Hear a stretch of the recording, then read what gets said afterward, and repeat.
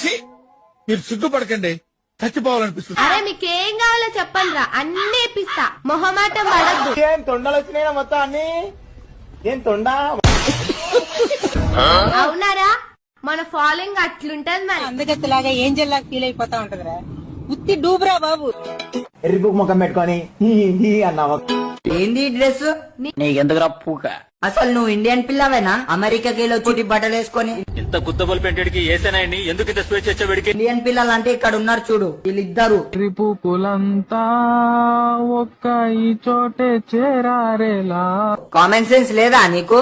అయినా నువ్వెవర్రా నాకు చెప్పడానికి? ఓరా ఎరుపు నా కొడక.